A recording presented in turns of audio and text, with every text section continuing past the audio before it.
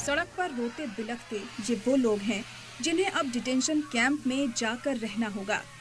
Video में देखकर आप समझ सकते हैं कि इन्हें जबरन डिटेंशन कैंप भेजा जा रहा है।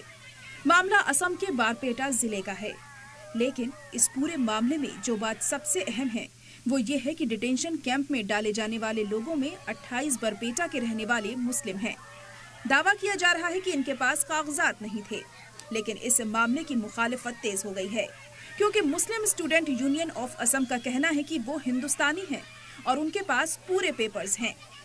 जो हैरेसमेंट आप कर रहे हैं वो तो संविधान के खिलाफ है। हम आपको चैलेंज करते हैं, अगर असम में एक भी बांग्लादेशी है वो लोग को आप दिखा दीजिए कहाँ पे है, कहाँ से आया है, उन लोगों का पूरा बैकग्राउंड चेक कीजिए। आज भी जो 28% लोगों को आप अपने फॉरेनर टेबल्स में डाउटफुल सिटीजन कहाँ है, वो लोग भी भारतीय नागरिक है। हम आपको चैलेंज करते हैं, हाँ आज नहीं तो कल पता ही चल जाएगा, सुप्रीम कोर्ट में हो या हाई कोर्ट में हो, वो लोगों को न्याय मिलेगा क्योंकि ये लोग रियली इंडियन हैं।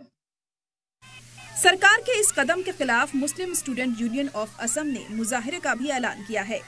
दूसरी तरफ गुवाहाटी हाई कोर्ट के सीनियर वकील रिजावल करीम ने असम की पार्टी तंजीम से इन 28 लोगों को हर मुमकिन मदद देने का वादा किया है। आज बारपेटा में अदालत ने 28 लोगों को विदेशी घोषित किया और इन लोगों को डिटेंशन कैंप भेजा गया। बड़ी दुख की बात है कि ये जो लोग हैं इनकी फैमिली के कुछ लोग इंडियन है और कुछ लोग विदेशी घोषित हुआ है। असम डिटेंशन कैंप असम में गैर कानूनी तरीके से रहने वालों का एक सेंटर है। असम में पहला डिटेंशन सेंटर 2008 में गुवाहाटी हाई कोर्ट के हुक्म पर बनाया गया था। मौजूदा वक्त में असम में 6 डिटेंशन सेंटर हैं, जो सभी अलग अलग जिलों में जेलों के अंदर बनाए गए हैं। इससे पहले जुलाई के महीने में सुप्रीम कोर्ट ने असम के डिटेंशन सेंटर में लोगों की सहूलियत की कमी पर नाराजगी जाहिर की थी। एक PIL पर सुनवाई करते हुए कोर्ट ने कहा था कि यहाँ जरूरी सहूलियात की कमी है।